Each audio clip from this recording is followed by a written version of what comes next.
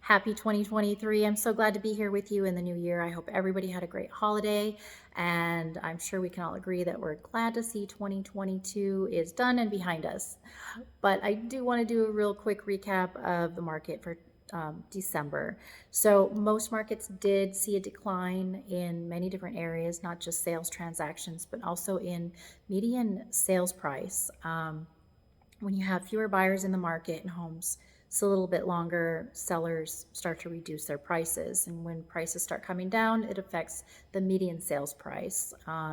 Now, overall, the median sales price is still about 30% higher than it was even 2 years ago in 2020.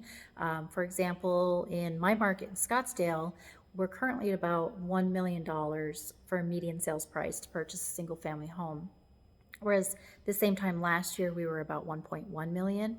But if you look back 2 years ago to 2020, we were just at 790,000 median sales price. So homeowners are still holding on to quite a bit of equity, which is great. The other area that we're seeing a decline is in new inventory.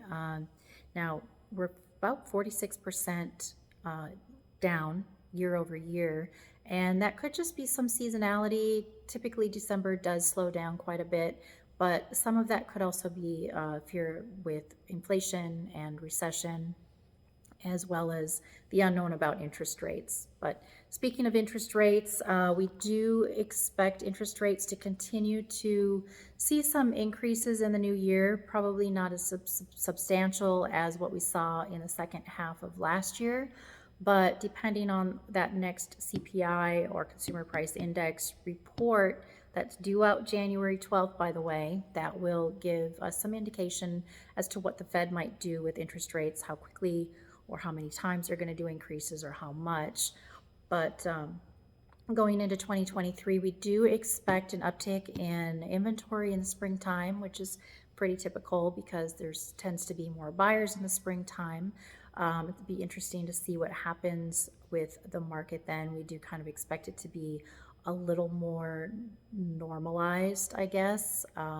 Maybe something like what we saw between 2015 and 2020, where buyers were pretty comfortable with where the interest rates were, and sellers were willing to negotiate more and give concessions. We've been seeing a lot of that recently. In fact, in December, half of all transactions that closed, the seller gave some kind of concession. On average, it was about $9,500, and buyers have been using those concessions to buy their interest rate down if they're financing. So that's kind of where we're at for December. If you want more information on your specific local market, feel free to reach out. I can get that information for you. In the meantime, please like, click, follow, comment on any of the video that you would like. I can't wait to see you next week on my next market update, and we should have that Consumer Price Index report out and have a little more information. So thanks for tuning in. I'll see you next time.